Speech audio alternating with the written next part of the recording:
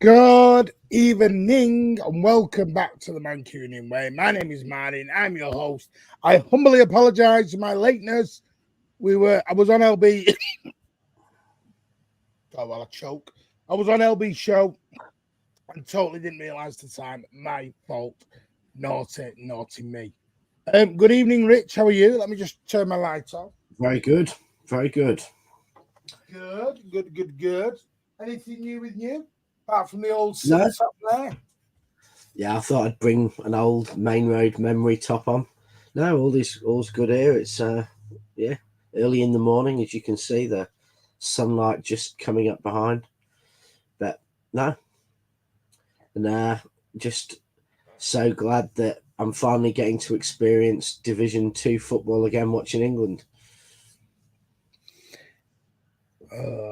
Yeah, good afternoon, Blue Moon Edits. Hello, Harry. Thank you all for those who come over from LB. Or if you've not, all you legends that are in the chat as well. Thank you all for joining us. I know this is not everyone's cup of tea. I understand that.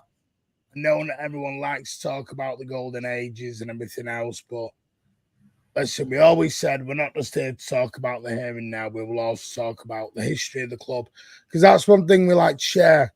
Is we're told there's no history about Manchester City, and we're going to talk about it. Joe Mercer, Malcolm Allison. Got a feeling that will come up in the combo today, Pardo. My seat was in BB block, just above the A in the Kippax lower tier. I was in BB, but where was I? I was at the other side towards the north stand. I was on Elbow Stream, yeah, that was me. So, dude, yeah, I didn't mean 9:30. I did. I promise you there was no 9:30 going to be in this one. There's something not right here.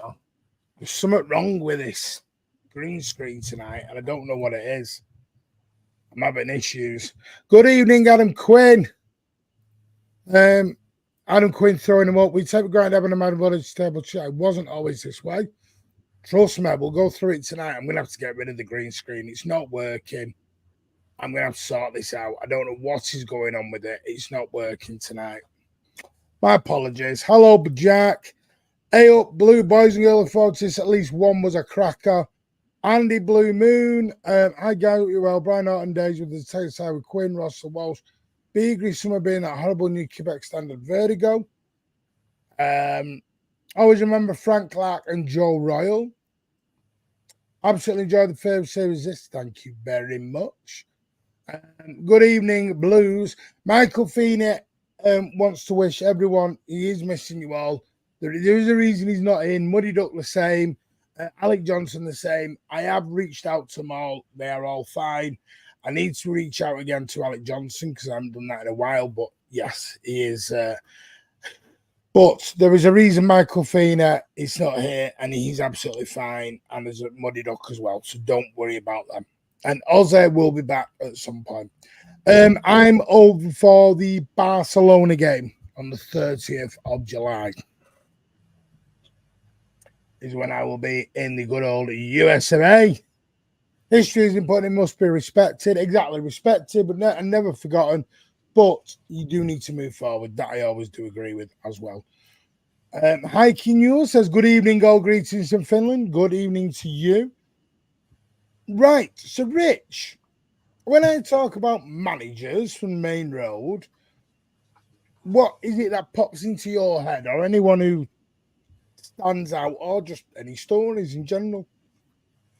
Well, I think it kind of an emotional reaction. You kind of look back and you think of the managers you saw, and the first manager who I saw his team play at Main Road was John Bond, who was a bit of a larger than life character. Certainly as a kid, he had this big sheepskin coat, cigars, marched around like he was the greatest manager of all time. And he was kind of a manager at City who flattered to deceive a bit, came in, got some good players and, got to Wembley, etc., but didn't quite carry on.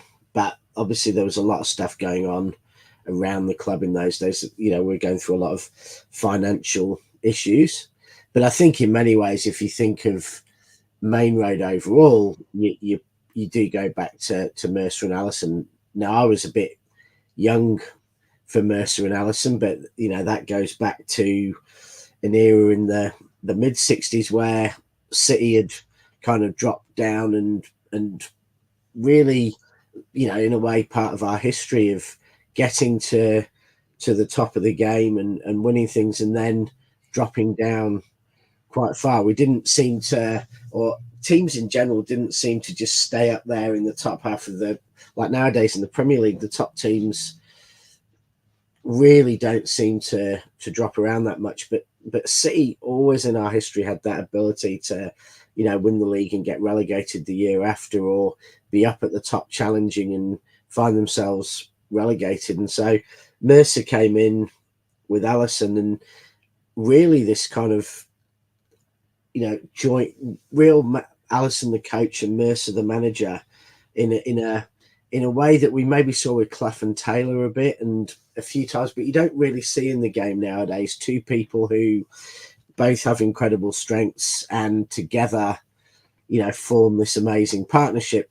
Nowadays, it seems to be just one manager. So I think a lot of people think of, quiet, Joe Mercer, stern, quiet, relatively quiet, brilliant manager, but then the flamboyant Malcolm Allison, who was still around football as you got into the 80s, and he was he was like John Bond, except John Bond on speed. He was flamboyant, but I say that was just before my time, so I missed those great sides. I was there first at Maine Road as we thought probably in 80, 81, 82 we were about to become fantastic. Trevor Francis, who was who we signed, and at the time it's like not like signing Messi, but it's probably not far off signing Mbappe or someone. Trevor Francis was this absolutely amazing player, first £1 million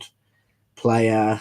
City signed him for $1 million, but we basically signed him when we couldn't afford him, and we had all these great players, and yet we really, really struggled. And that was the start of probably 20 odd years of troublesome, quite miserable but fun times at Maine Road, where from those early 80s until we left Maine Road, we had, we pulled ourselves back up a bit to sort of fifth a couple of times with Peter Reid, but generally we were, we had a few relegations and we really struggled and went down to Division 2.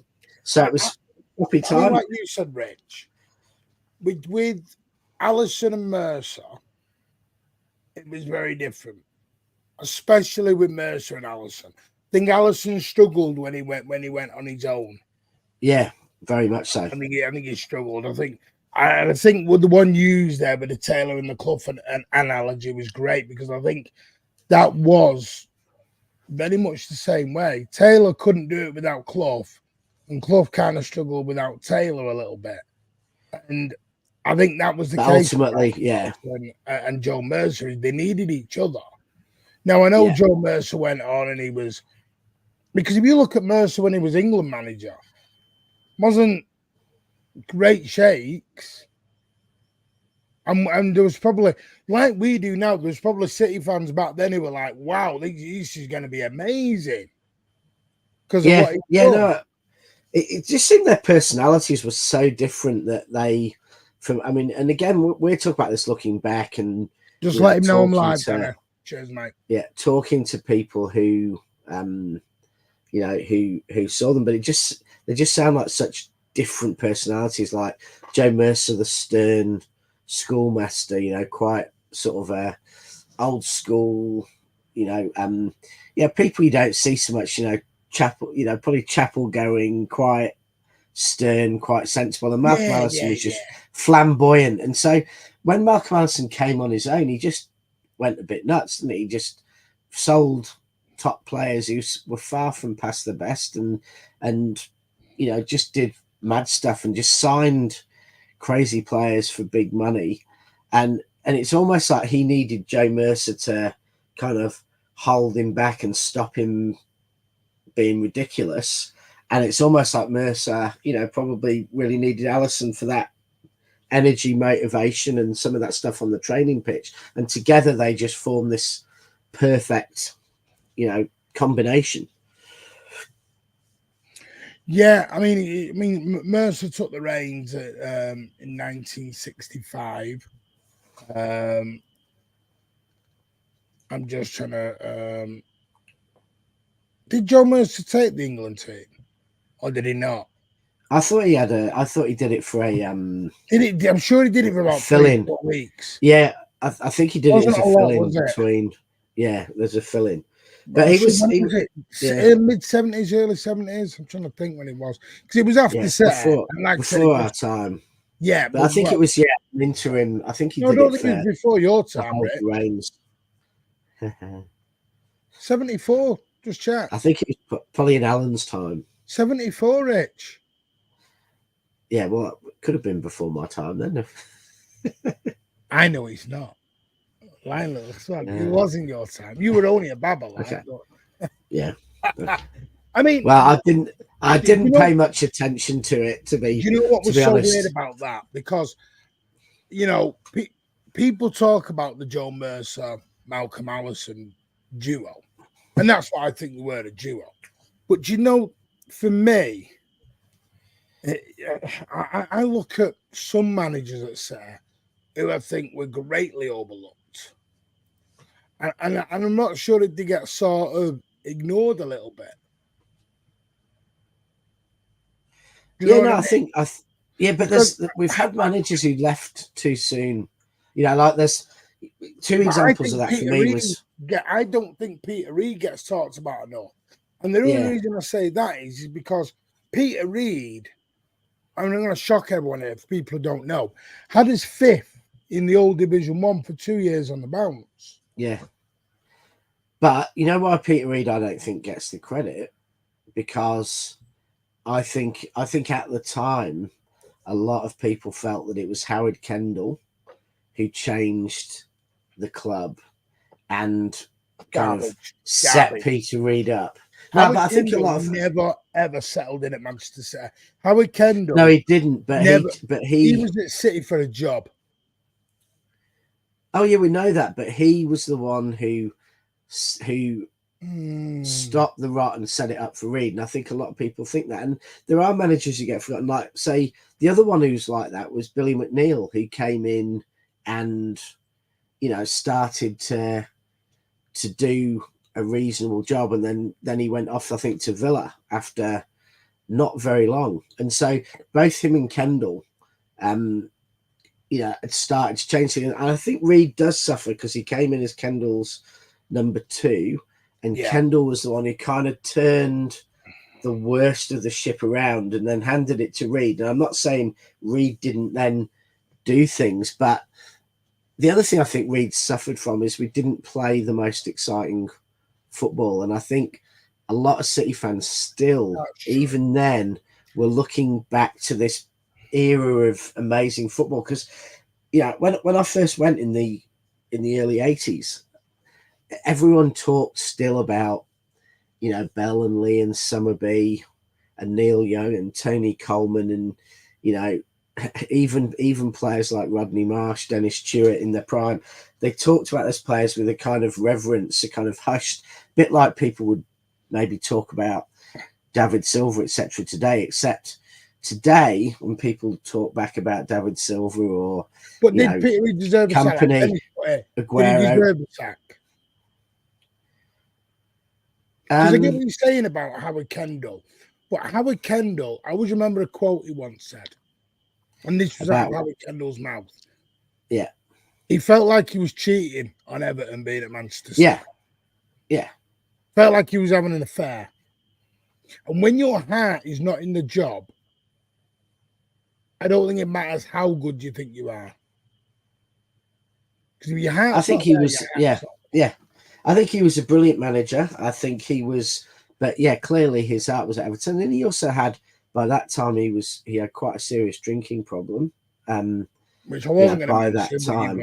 But that's part of his character and part of the tragedy. I'm not going to open Steve Coppell's bloody bloody closet in a minute because Jesus, Rich, the stories that are behind that.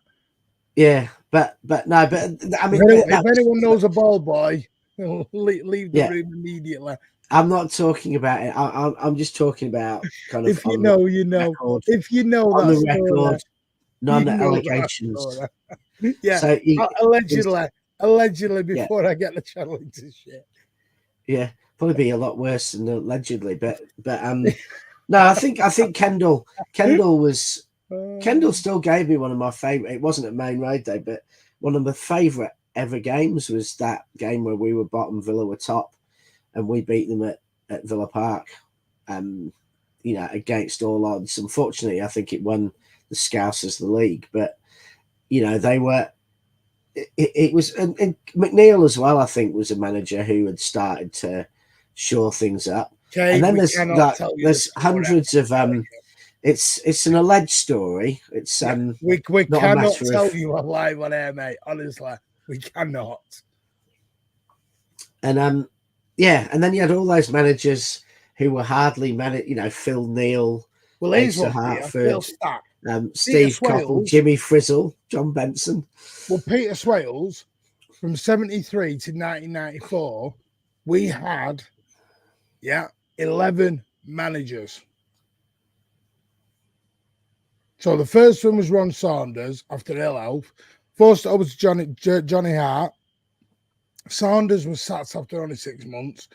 Club then Tony Buck took over. Buck managed the club for 5 years, winning the League Cup in 76, which I do think Tony Buck's reign goes very under the radar. Very. Malcolm Allison, who rejoined the coach staff in January 79, made an ill-fated return as manager role later that year. Spell noted more for financial access than on the pitch success. Further 6 managers, which we talked about: John Bond, John Benson, Billy McNeil, Jimmy Frizzell, Mel Machin, who I was going to talk about, and Howard Kendall, were all appointed in the 80s. Mel Machin's he's forever going to be remembered for the guy who took us down. Or the 5-1. Yes, the 5-1 I agree with, but as you always say, you will never get the image of David Plate in a shit-coloured suit dancing on Maine Road turf. You'll always have that, but... So is Mel Machin more good for that or bad for that? No, but Mel Machin wasn't manager in... No, he was. Mel Machin was manager. No, he was manager in 80... when we got beat off Luton. No, that was it John Benson or... Was it? It was... Yeah, that was... You can tell we didn't research any of this because I wasn't... It might have even been like, you know, Tony Buck for the day as a holding the role. Because Mel Machin was manager at 87, 88, 89, that kind of time. And we got relegated in 89, didn't we? We got relegated, yeah. That's what I'm saying. Yeah, but not against Luton. Luton was 1982, 83. So Luton was right. was their relegation. Then we had 2 years down in 85, 86, and we go back up 87. That was Trevor Morley and you know, that team, and then we went back up 80 back up after Luton was against Charlton, and then it was in 85. Then I think we went up, and I think we went back down in 87 and went back up in 89. So when we beat United, we'd just come back up again, and that was just before we went from Machin to Kendall to Reed and all those managers. We were relegated. Jimmy Frizzell. So we had Benson and Frizzell that season 82, after. 83. No, 86, 87, yeah. And 82, 83. And Luton was 83. And that was... I'm getting mixed up. Bond had been sacked, so it was Jimmy Frizzell and then John Benson. I'm getting mixed up between the 86, 87. Yeah. That's when I'm getting mixed up. Thank you, Adam. I'm getting mixed up between the 86, 87. No, but the thing is, because we did go through a couple of... We had 2 relegations in the 80s. That was the thing. We had one early on and then one kind of mid to going into the late. And then obviously, as we were going through, now I was trying to get a full list, but I couldn't fully get them, so I'm going to have to go off my own memory. We did then hire Peter Reid, finished 5th twice, got the sack, and we went after Brian Orton. Brian Orton, for me, I thought played some of the best football ever at Maine Road. Peter Beagray, we had signed some great players. We had Stevie Lomas, we had Nicky Summerbear, we had Paul Walsh, now Quinn, Uwe Rosler, we had Andy Dribble, Tony Colton, Michelle Curly Vaughan. We had Curly Worley and Terry Phelan, Ian Brightwell, David Brightwell, Colin Hendry. Yeah, I think he loved got rid of him. Colin Hendry. But the thing was, he got sacked again. Now, believe it what you want to believe, Brian Orton, I think, got sacked for more than football reasons. Yeah, it was Rebel. Thank you. We got sacked more. How do I put it? He got sacked because at the time, the takeover had gone through by Franny Lee. That fans had voted him. If you remember, there was the big. Was it the Sun? Forward campaign? With Franny. Was it the Forward Sun with Franny? Or was it the Daily Mirror? I can't remember the papers, but I just remember Forward with Franny. There was a big newspaper campaign about, like you said, Forward with Franny. Because they wanted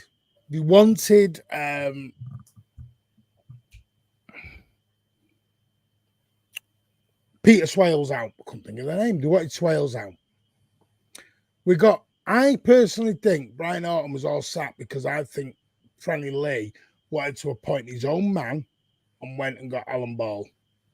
Former World Cup compatriot, former World Cup winner. And I'm not, listen, before we get there, I don't want to speak ill of the dad. Don't want to do that. No. And I want to try and remain definitely, yeah.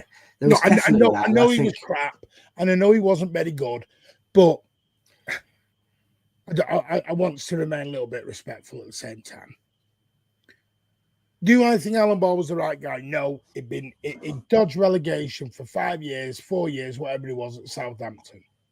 Matt Letizia was the guy who bailed them out every year.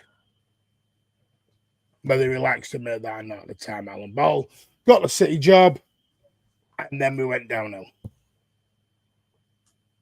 Do you think the way we appointed Alan Ball from Francis Lee, do you think that had some impact in what followed 10 years later?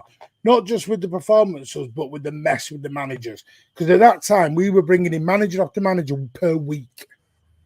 Yeah, I think, yeah, we clearly had this with Swales, and it came there with Franny Lee as well. Just the manager turnover, the amount of managers. Like, you know, you look at it, and we kind of had that stability of Mercer and Allison, and then by the time we got to the late 70s, it was almost like Peter Swales was almost schizophrenic in how he was running the club. He'd be 1 minute penny pinching and we've got no money, but at the same time, because he wasn't a massively rich man, you know, owners then weren't rich by today's standards, so he'd be penny pinching, but then he'd spend $1 million on a player, you know, go and sign Trevor Francis, and the club could never afford Trevor Francis at the time. We had him for a year and we had to sell him, you know, off to Italy. But you know, you were quite literally changing a manager every season. Managers got fired halfway between the season. I think our record was 4 managers in one season, and a couple of times we had 3 managers in one season. Tony Buck must have come back at least twice to manage for 3 or 4 games, and it just all went a bit crazy. And managers left City for what they thought were better jobs as well. So when we get a manager in like Howard Kendall or Billy McNeil, who had really started to steady the ship and things started to look better, they'd get offered Kendall got offered the job back at Everton. McNeil got offered the Villa job. They'd go off and do those jobs. So we just did not have any stability. And the other thing that went around for people who remember is not only did you not have the stability, we didn't really have, through a lot of that time, an identity as a club. You know, in our mind, the fans, we all thought like Newcastle fans, or think, you know, we play exciting football. We're flamboyant. We're like, you know, like Newcastle and Tottenham always try and see themselves as those clubs that always play exciting football, and City fans did. But we kind of went manager to manager. And at one point, I think when we were in Division 2, we had about 55 professionals at the club, because every manager came in and signed 3 or 4 or 5 people to try and give an identity. But because we weren't going well, no one was buying the other players. So we carried these huge squads at times, especially into the 90s. And then just managers with totally different personalities, totally different philosophies on football. So we were just kind of dotting around, lurching around it. And, you know, I remember, you know, on this channel, you know, Spencer Pryor coming on, and he was talking about, you know, coming from Derby and how professional they'd been with their setup, and how you get to City and you're warming up in a primary school, because City had on one level £1 million strikers, but were penny pinching on everything else. So, you know, Maine Road, yeah, people find this hard to believe if there's any younger people there, but Maine Road, basically the club shop was a porter cabin. City didn't own the porter cabin or own the club shop. The club shop was a news agent from Didsbury who kind of did the club shop as his weekend hobby.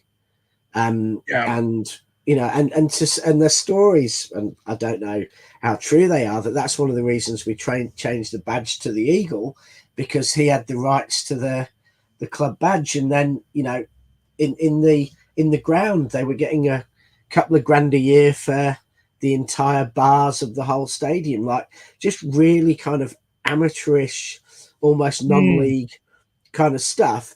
And at the same time, we're signing £1 million strikers. Think about it, Rich. It was just a bit crazy. I know, and we did it. But Alan Ball came and he went. We got relegated. It lasted 2 games in that opening season. We played Ipswich at home on the Friday night and drew 1 each, and then we played Stoke away at the old Victoria Stadium, and we got beat 1-0. How was it 2-1? We got beat anyway. Yeah. No, I think it was 2-1. I think Ube scored. But we got beat. And then Alan Ball was sacked. Then the next sort of 2 months became an absolute revolving door. Asa Hartford took over as caretaker manager when we played Barnsley and Charlton. Believe it or not. Yeah. So there's Asa Hartford. Then, I believe Steve Coppell then got the job. Am I right with that? Yeah, Coppell. Yeah. Was there for 33 days. I'm not going to tell you the rumours that followed, because that's I wouldn't even mention anything. But safe to say, he stayed for a very short time and left. He said the job was too big for him, and he didn't realise how big a club Manchester City was, and he didn't realise the pressures that he'd undertaken joining Manchester City Football Club. So he left. 33 days. Then Asa Hartford going back in charge again. Then Phil Neal, former Liverpool player. Phil Neal came in. He was caretaker manager for a little bit. We beat, I believe, we beat Bradford, and we beat Oxford 3-2, I believe. Or we might have got beat by Oxford. There's a couple of months he was there. No, it was only a month. It was the Wolves game. He was there about 10 days longer than Coppell. Yeah, Phil Neal then goes. Frank Clark then comes in. And we have this ray of sunshine then for the rest of the season of Frank Clark. And we were near relegation at that point in Division 1. And when Frank Clark steadied the ship, got us back. Next season, we go in and we spent £3.5 million on Lee Bradbury, who at the time, I will admit, was one of the league's top goal scorers. You're going to laugh, Rich, but he was. He'd had one good season. He was the top goal scorers that season before. Right or wrong, I'll be straight He with had you. one good season, yeah. No, yeah, Rich, no, when he was at he had a good Portsmouth, season. Rich, when he was at Portsmouth, and I may add, funnily enough, where Alan Ball ended up going to manage, yeah, he was damn good. Because I remember looking a, at my dad and going, "Wouldn't might yeah. have been of him." Yeah, no, he had a good season for And we got him. Portsmouth, but he was still like he'd Then not we even had had. Frank Clark. We basically had Frank Clark for about a year, didn't we? It was about a year. Yeah, just over. Just over a probably year. what was he February like? the December to 14th. February. Yeah. February the 14th, 1998, sorry, was when Frank Clark got done. We got beat 1-0 at Bury at home at Maine Road. And we did that somber enough is enough clap. And then Frank Clark was out. And then Dennis Stewart in that time had been having a discussion with former City player Joe Royle.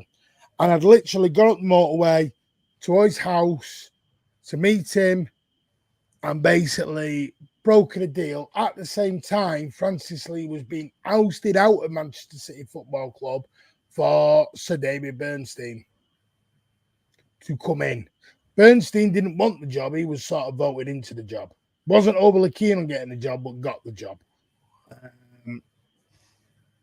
So, yes. So, Joe Royle then became, his first game was at home, funnily enough, to Ipswich Town as well, which I think we either drew or we got beat. We didn't win it anyway. And then Joe Royle did the exact same. He had, was it 14 games to save us, I believe? He didn't save us. He did take us to the last day. We went all the way to get beat 5-2. We won 5-2 at the new at the time. Britannia, it was called then, wasn't Britannia. At the time, I was there in the away end, cried. And then we had Joe Royle for a couple of years. And we all remember the 99, and we remember the 2000-2001 season where we got back-to-back promotions. But I always remember Joe Royle, because I mean, when I spoke to him a couple of weeks back on the BBC, such a gent, by the way, absolutely gent. Yeah. I'm going to try and get in touch with his son, and his son said he was going to watch. If Joe Royle's son is watching, we'd love to get in touch and maybe have Joe on the channel with yourself. It would be an honour to get Joe on here at some point. So, Joe Royle's son, if you are watching, like you did say you was going to, drop us a message. Emails are there. We'd love to get in touch, and I can email you over. But do you think one thing on that we talk about, Joe? One thing I think about going through those managers is that there's managers whose personality really engaged with the fans. Like I'd say Joe Royle, and for me, Brian Horton was a bit like that. They were honest. You know, they were direct. There was no games and politics and nonsense like that.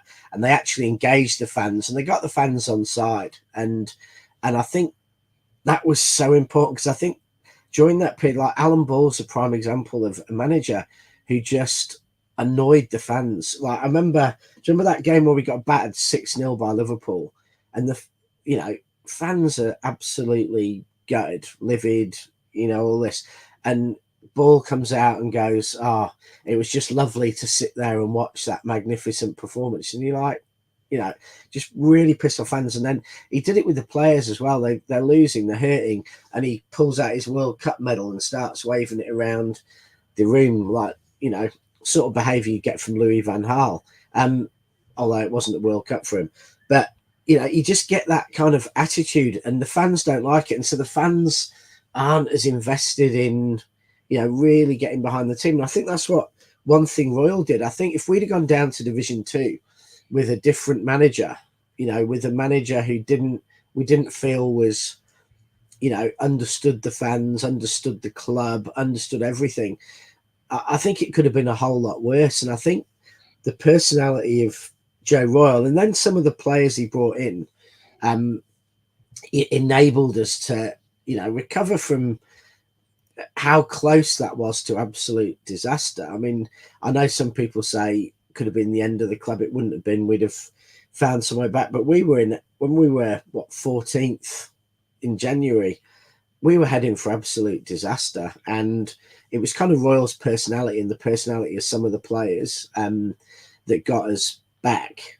But I just feel that when you go through those managers, there's managers like Brian Horton who are liked, and Joe Royle who are liked, no matter what happened at the end and everything else. Managers are liked, and then there's managers there where, you know, the Alan Balls, the Neils, the Couples, even Frank Clark, where you just like, they never felt like they were, you know, really at the club, really one of us. And it mattered a lot more then. Nowadays, you know, when you're at the top of the Premier League, the money in the game nowadays, you're never ever going to have those, you know, relationships between the fans and the players and the managers, etc. Now it's an elite coach coming in and changing it. So I don't know that it matters quite as much that you love the manager today, but I do think back in those days it was so important that the club came together and that the fans were behind the manager, fans were behind the players. Yeah, no, I am. Listen, Joe was amazing. I felt like Joe got a little bit of the old Manchester City spirit back, like you said, and he brought that back. Sadly, Joe got us into the Premier League. We did spend a lot of money at the time to get back in. George Weah came up, Paulo Wanchop, Steve Howe, Richard Dunn. There was money spent back then. But I think Joe struggled in that Premier League, and we got relegated away at Ipswich with a game or two to go as well. It was quite a sad time down there at that time. We didn't adjust to the Premier League as well. I always felt it was a season too soon. Back-to-back promotions are brilliant. I just felt we went up a season too soon. And we had a lot of mercurial players, like, you know, Paulo Wanchop was like that. I remember we lost the first game and then the second game, but the second game we beat Sunderland. Was it 3-2 or 4-2? 4-2, and it was I was there that day. It was a magnificent. You were there? And we're really, really optimistic. Yeah, that 4-2. Rich has been to a game. Yeah.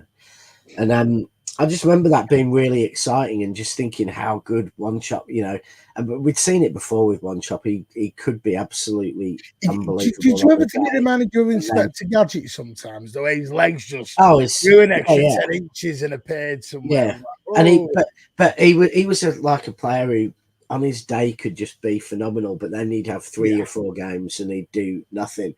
We had a lot of players I felt like the season was a bit like that. We should have been good enough to stay up, but we just could not get any sort of consistency or apart from going on like 3 or 4 game losing streaks.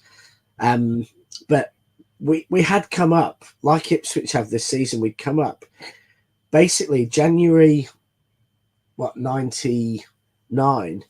We were 14th in Division 2, and we'd come up through the playoffs. We'd gone up. We'd come up again in, you know, the next season. So we found ourselves in the Premier League basically 18 months having been in about 55th place in the football pyramid. So it's not that surprising we were finding it difficult.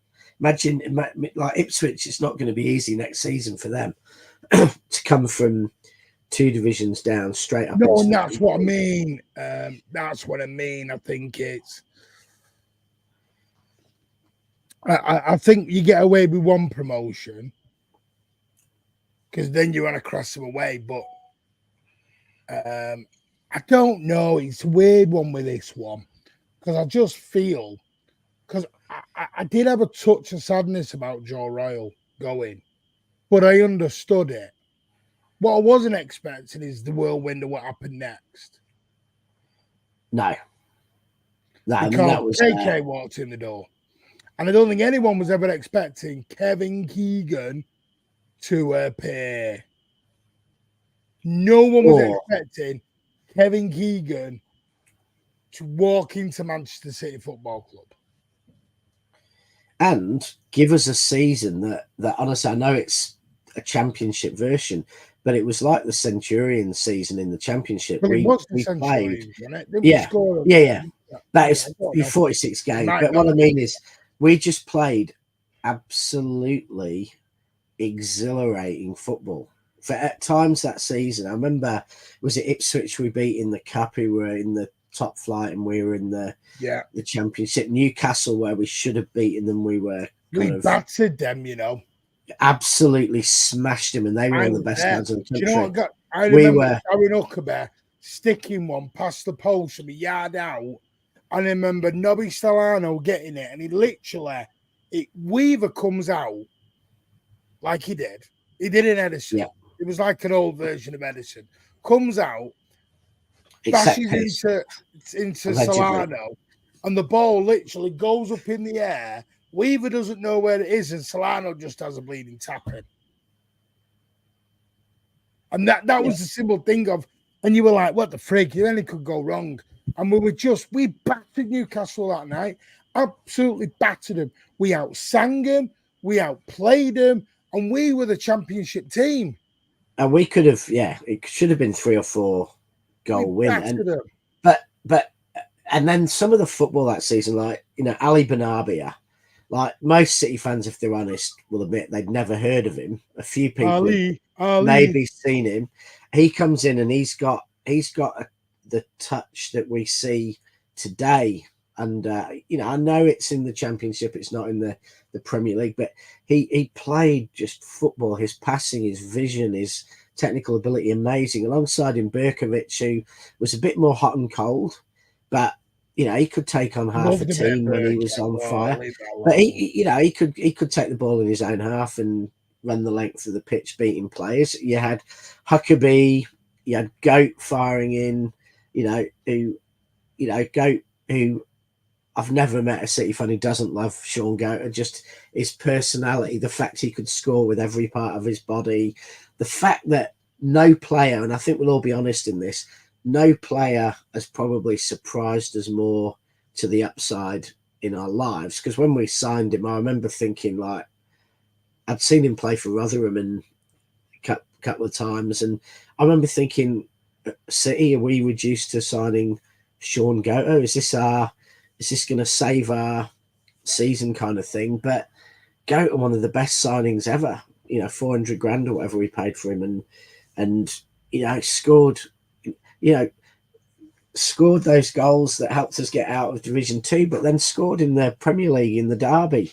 Amazing player. So there was a lot of that. Keegan side was very exciting, and I think, unfortunately, like, it was a star that shone a bit too brightly because, you know, it clearly, you know, couldn't continue at that level in the Premier League. And then, you know, Keegan just wanted to spend money that the club didn't have to try and, you know, I think he really wanted to go and win the Premier League. He really thought that he could do what he didn't do at Newcastle. And you know, he spent hugely at Newcastle at the time. He spent colossal amounts of money, and he wanted to do it again. And you could see he possibly could have done it if we'd have had the money, but we didn't. So then we started, you know, we signed some great players like Anelka, but then we started signing, you know, having to try and get by on, you know, not the best. And I know that David Bernstein ultimately left over, was it Robbie Fowler signing? When it's like Keegan wants to sign again, and Bernstein's like, we can't afford this, we can't afford the wages, we can't afford the fee. He's been injured, he's probably not going to cut it for us. But Keegan's like, we've got to do it. And in the end, for the rare occasion, the manager saw the chairman off rather than the chairman seeing the manager off. And then that led to a little bit. Do you not think? But we're getting away from Main Road now, so we probably have to reverse up. Do you not think Keegan had too big aspirations for Bernstein? But I don't think Keegan understood the financial plight the club was going down. Yeah, I don't think we were. You know, in a way, would have been better for Keegan years later because, we just weren't a club. Obviously. You know, we moved to the Etihad and things changed. But at that time, we weren't a club who had shareholders with the funds to pay for it. We weren't a club with the infrastructure really behind to do it all. So 6.5 million. it was almost like, yeah, he wanted to go 2 steps too far, you know, much too quickly, and wasn't patient enough to let us stabilize a couple of years. But I don't think that was Keegan, was it? He wasn't someone who's going to accept that for a couple of years we're going to steady the ship, we're going to, you know, get the stadium changed, we're going to get the facilities, we're going to build up the funds. He wasn't like that. It's like, I want to win the Premier League, I want to win it now. And he went up from the Championship. But that was why I said the surprise thing, because the trouble was Keegan and City fitted like a glove. The trouble was it was 5 years too soon, maybe 10 years too soon. Yeah, and we did support him. I mean, totally with you, Pardo. One of the great strikers. Yeah, but there was a reason Leeds United were getting rid, and it wasn't because they were in financial peril. Yeah, and we did sign some great players for Keegan. I mean, imagine Ipswich. I don't know who the equivalent today would be, but imagine signing the equivalent of Nicholas Anelka if you're Leicester or Ipswich coming up this summer. You know, Nicholas Anelka was, you know, a top class player. He obviously had some, you know, emotional issues at some of the clubs he'd been in, so he bounced around clubs a bit, but he was a phenomenal player, you know. And do you know what? Do you know what I just realised? Well, I realised earlier. Kevin Keegan was the last ever manager at Maine Road. And the real funny thing is, do you know what I take away from Kevin Keegan? Is he did the exact same stance, exact same photograph as the late, great John Mercer. Do you remember the programme, Southampton? No. But when he stood in the tunnel. Oh, yeah. That photo. Yeah. Yeah. So that's what, and for Keegan to always be sort of associated in the presence of royalty. Because listen, Mercer was Manchester City roller.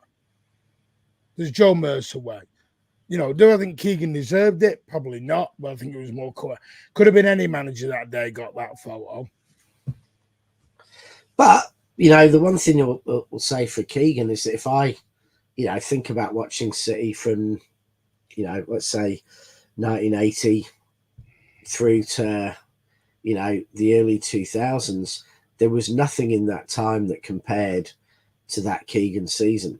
You know, I mean, even when we were 5th under Peter Reid, we were a reasonably... No, I disagree with you. I think Brian Horton's era came close. And you're going to think I'm mad for that. No, it had moments. Brian Horton's era had moments, and it was in the top flight.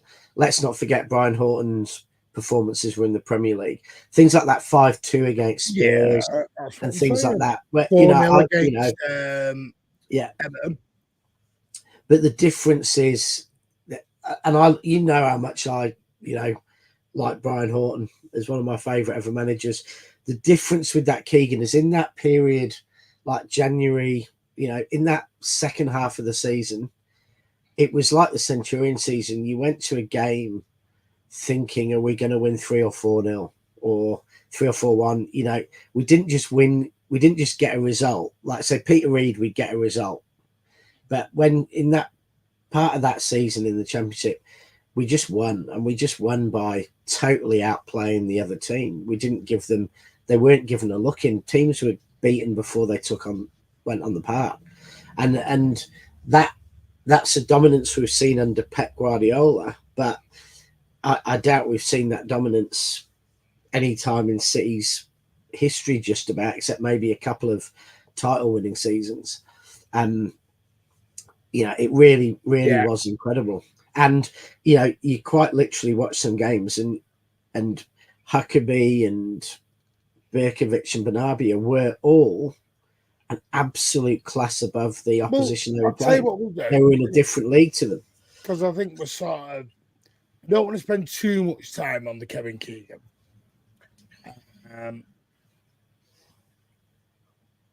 I'm just trying to think. I will come to that in a minute, Colonel Ward, and any of your great comments. Keep them coming in. Who would you rate through the Maine Road era? with what you've seen, because it's very hard to judge on managers we didn't. If you notice, we can touch upon sort of other managers that we had, like Les McDowell and, other, George Poyser and other people like that. But it's very hard to talk about them when we didn't see them and there wasn't a lot done. But we are going to try and get some, guests on. Yeah, we are going to try and get guests on. Next week, I'm going to try and get a guest on. So I'm going to try and get, because I want to try and get someone like Cheesy on, other people on. I am going to try reach out for next week. So I promise you, because it's harder for me and Rich because we're a bit younger, especially me. I am a young soul. So, Rich, who was your greatest ever manager in Maine Road that you saw? Oh, if you want to say Mercer, favorite. No. For me, for who I saw, my favorite manager. Who's your greatest manager in Maine Road? My favorite manager, because I don't think I can say greatest about any of the managers I saw at Maine Road. Oh, you can. Despite what I said about Keegan, there were things about Keegan that I didn't like.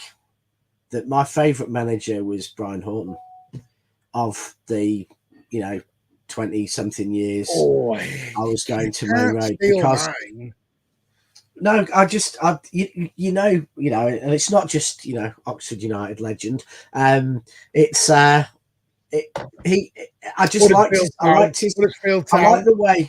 like the way he talked honestly with the fans. He was down to earth. He was honest, and I don't think we would remotely comment on such things.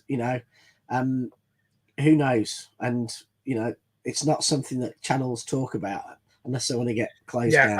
The thing is, there was no evidence, but there was a. Yeah, I wouldn't say anything, Martin, if I were you. Yeah, I'm not even opening the words. It's there's all sorts of stories around football, and they are stories unless they're Leeds United in 1995, we got beat that day. 94, 95, and 95, 96. But no, Brian Horton, good. We had some amazing football under him. He brought in some of my favourite footballers like Uwe, absolutely loved. I thought Walsh was magnificent for us. Walsh. Beagrie and Summerby had some amazing moments. Flitcroft Leymaster, some of our own players coming through. Quinny, he was, entertained the fans. I think we had some really good times there, and I just liked him as a manager, as a man. He was.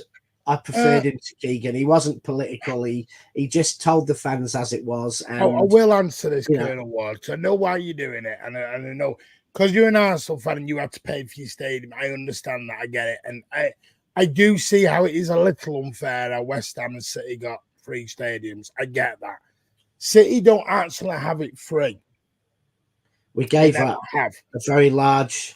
We have a 999-year lease, which City did actually buy. Sheikh Mansour has tried to buy the stadium, by the way, but the council don't want to let it go. What the council have allowed is anything above 34,500 City have to pay for. So the council get 34,500 of the income. City no, they get a percentage of it. They get but it's like the extension we're doing in the hotel. Yeah. And that's come from us. Yeah. That's not come from the council. And also, I think the other thing that people forget is that we did own Maine Road, which was prime real estate in one of the most beautiful parts of Northern England. And we had to give up this prime beautiful land which was a very large piece of land in for it. So it wasn't like we got it for nothing. We basically Michael Feeney here with the Tony Yeboah. Tony Yeboah. Do you ever remember him? One season wonder. That goal was one of the best. He was a one-season wonder in the 95-96. Yeah. Wasn't that the season he had Thomas Brolin as well, I believe? Swedish superstar. Well, I don't know if he's Swedish. But my greatest ever manager, I was going to say Brian Horton, but I'm going to change it because Rich has nicked it. I'm going to say Peter Reid. Because I love, do you know why? Because one of my favourite ever City players was David White and Mike Sherman. And I loved a little bit of Peter Reid. And I thought Peter Reid was phenomenal as a manager. And I think if he was allowed the time, and because he had a bad start on his third or fourth season, Swales lost patience, wanted him out. Because he'd finished 9th the season before he was fired, wasn't it? Yeah, I know, but because he started as 5th to 5th to 9th, it was a declining trend and he wanted him gone. But my point is you had David White, who was, let's be honest, at the time, all the City fans were crying out should have been playing a lot, should have been capped a lot more for England. The trouble was with David White, in this day and age, I think David White would have been a superb footballer. Because you weren't sure if he was a winger and you weren't sure if he was a striker. So he kind of did the mid role of like the 7, 8, 9, and 10s roles, which would work in today's football, but didn't work you know what? In that kind of football. What I loved about David White was his ability to cross the ball and fall over.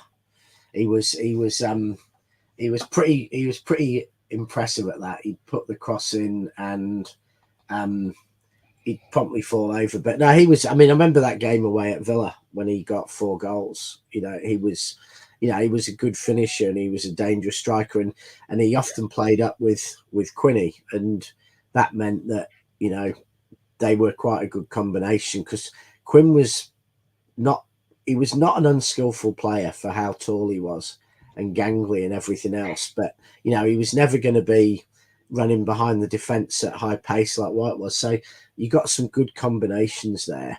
And I think the other beauty of David White, let's not forget with a Maine Road memory, is that youth team that we had where Ian Brightwell, Paul Lake, Steve Redmond, David White, Andy Hinchcliffe, there were a whole series of players who, by the standards we had then, ended up being very good players that all came through.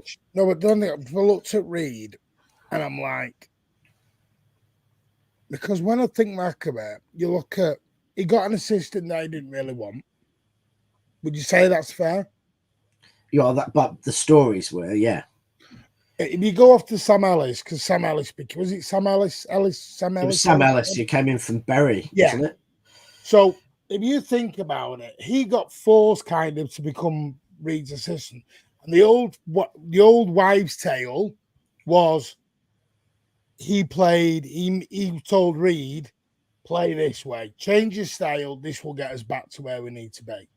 And we became a very defensive, boring football team. Yeah. And Reid did. And to be fair to Reid, he did change his style. He did. Yeah, and I like Reid. I still like Reid today, his commentary on the world. He went on to Sunderland. To be fair, Rich, he went on to Sunderland and did a damn good job. I'm sure it was Sunderland, his next manager. And you look what he had. He went and got Niall Quinn. He had Kevin Phillips. Kevin Ball. He went and got Nicky Summerby from Manchester City. Listen, he knew what he was doing. He wanted to play the attacking game. But anyway, that was me. What do you think? What's your worst City manager? I know we've got 5 more minutes. Then we're going to wrap up. Then we'll tell you what we've got planned next week. Worst, but it's hard. Obviously there's those people like Phil Neal and Coppell who just came in and did nothing, so they're almost don't count as a manager. But it's Alan Ball of the ones who actually came and stayed. Alan Ball was just mine's not Ball, dreadful, isn't it? We're going to disagree again. Yeah, probably because Ball just annoyed me. Nah. Do you know who mine was? Who? Frank Clark? Nope. Steve Coppell. Yeah, he was just there for too short a time to even register as a manager. I'll be honest with you. See, Stuart Pearce got lucky because he came in at the Etihad or the City of Manchester Stadium. So he got can't talk about this. Is the only thing can't talk about Stuart Pearce, which is kind of harsh. I can count Coppell BB because he technically was our manager. You can count Pearce for missing a penalty. That was the last game, though. And well, what made it worse is Dave Besant told him what side he was going to as well. Dave Besant told him where to shoot, and he still went the other way. No. Yeah, I'll probably go with you, Alan Ball. Yeah, but just. I'm trying to stay respectful with the Alan Ball stuff because it's but you know that's true, and I'm not gonna say it, but he don't didn't like connect with the fans. No, Frank Clark didn't mind Adam. Frank Clark at least had a go. I don't even think Alan Ball had a go because Alan Ball shit himself 2 games in. Alan Ball got us into the shit and then jumped ship. 2 games he lasted. I don't know. I don't know. It was amazing. No, I don't speak Kill of the Dead, mate. That's all it is with me. Diego Costa really impressive attack for Portugal. David White, 4 great goals at Villa Park.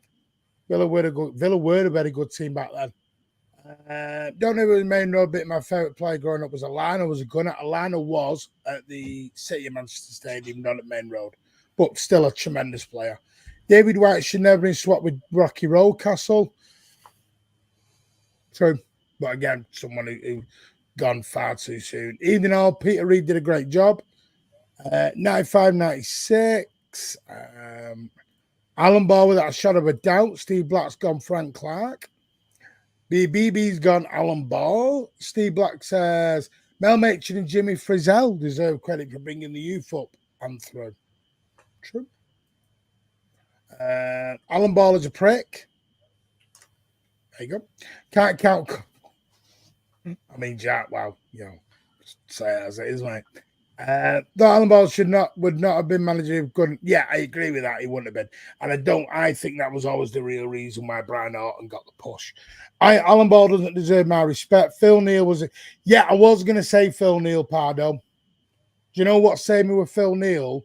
He gave a very passionate speech on his way out after it was on BBC Radio Manchester after the Wolves game. He went on and said, this team deserves a proper manager, sort the shit out. This is getting beyond the joke. His exact words, and I've got the quote up, this magnificent football club deserves better than what I can give them. Yeah, what was the that's why I couldn't give Phil Neal the shit, because at least he owned his issues.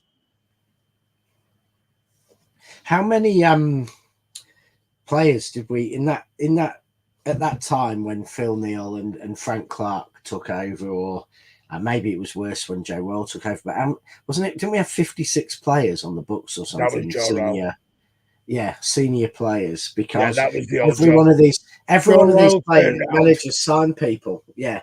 And Joe Royle said I turned around one day from training, because we trained on the back of on training pitches like the under 12s do now, like in the old days. And he said he came back from behind, and he said he kept finding another player every 2 seconds. Yeah, it was just ridiculous. And he kept going, who are you? And he went, I'm your left back. Yeah, your fourth choice. I've got 5. He went, who are you? I'm your right back. I've got 12. Who are you? I'm your centre mid. I've got 6. I went, what are you doing? Stop buying. And he went to the chairman and went, King's buying me players. He went, who's buying all these players? He went, oh, sorry, we not tell you. You want the full list. He said, there was over 50 odd players on the books. Tell you what, we need them now for this 95 game season we're about to enter. Dear me. Well, no, it's it was just crazy how it got to John Benson.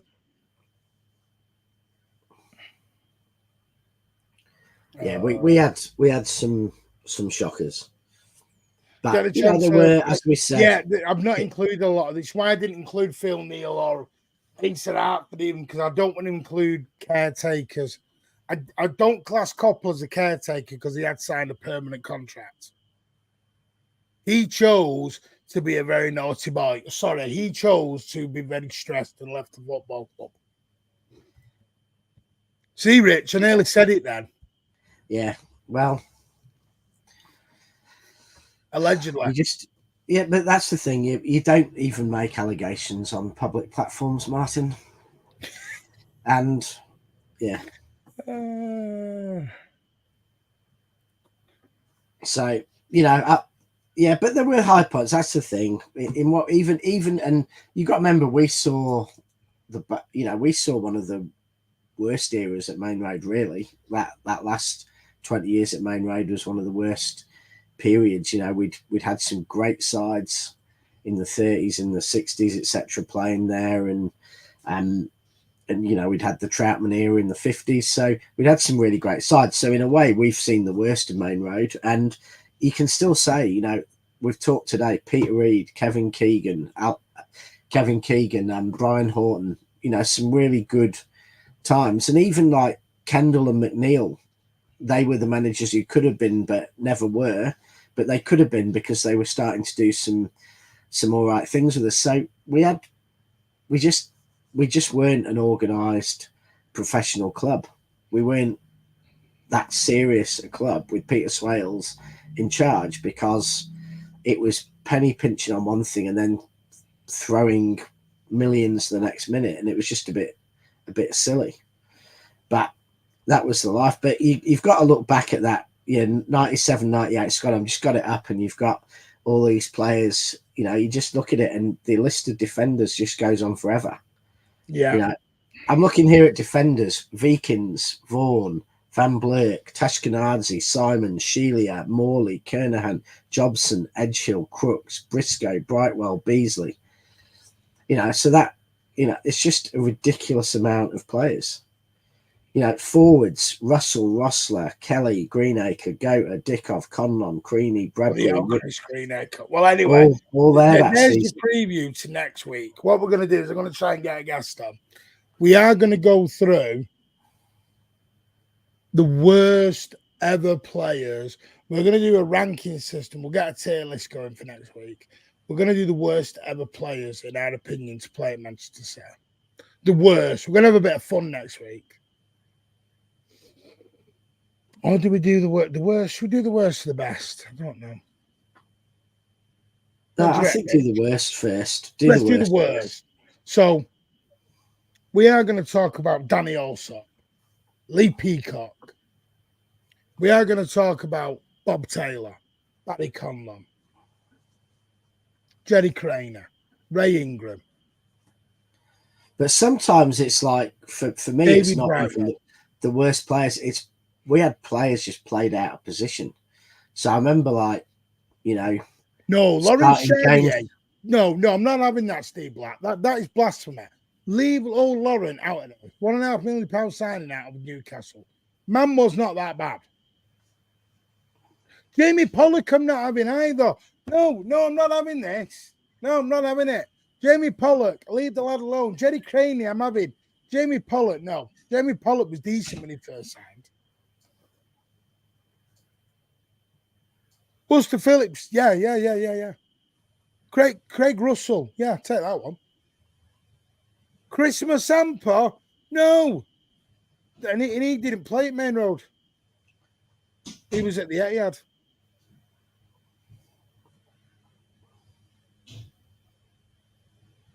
Rich isn't having it. No, I'm going to think about this. No, there is two. Jerry Craney or Barry Conlon. There is. Rich, they're not even... Barry Conlon looked like he won a prize from the Dog and Duck. Yeah, but you've got to say that Martin Buster Phillips for £100 million player was rubbish. Barry Conlon looked like a 40-year-old man trapped in a 22-year-old body and didn't know what to do. Cavalaschwili, piss off, BB. He scored his debut goal against United. I'm not having this. What are you doing here, boys?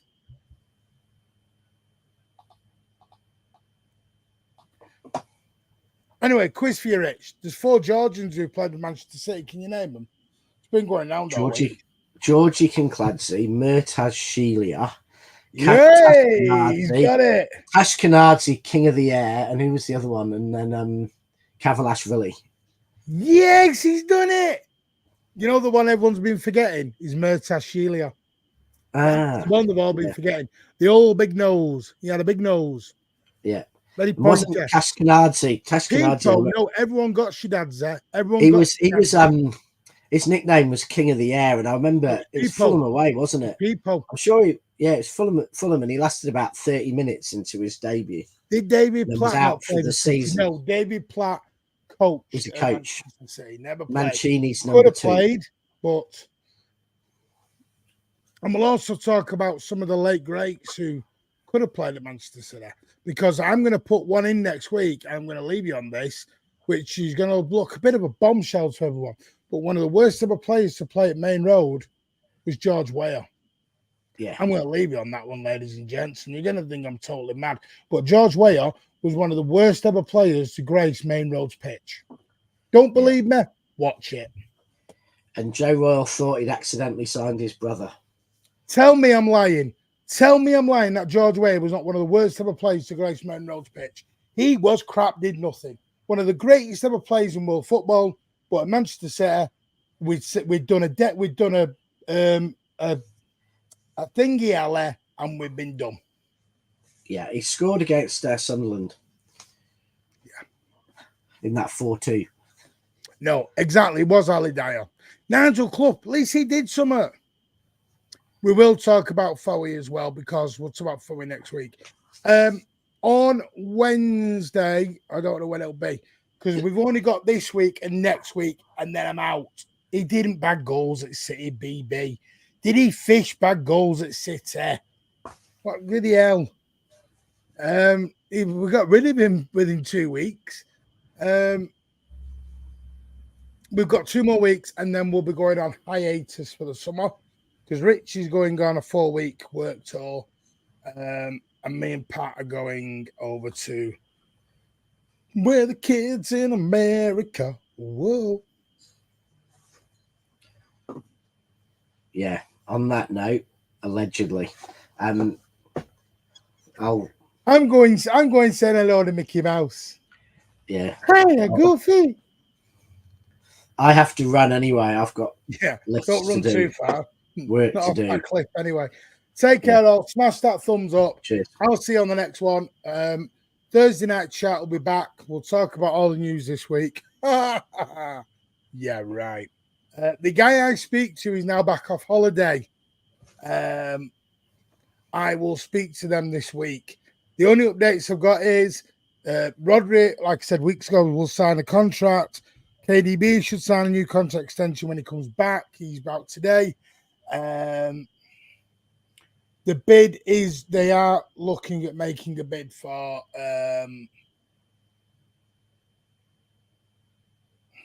Bruno Gomes, 85 million. I personally don't think Newcastle will accept that, but City will possibly make the bid. And what was the other thing? Kimmich is also in play as well. But it won't be both. It'll be one or the other. But there may be another option we'll talk about on Thursday. Could City buy a wide man and move someone in from wide into midfield? Is that the way around they could do it? Could Bernardo become a old midfielder? Could Grealish become a midfielder? I think Bernardo should be playing in the middle now. Well, we'll see. Anyway, I do have to go. I'll see you all soon. Good night, all. Yeah, take care. Take care, all. Bye. Bye.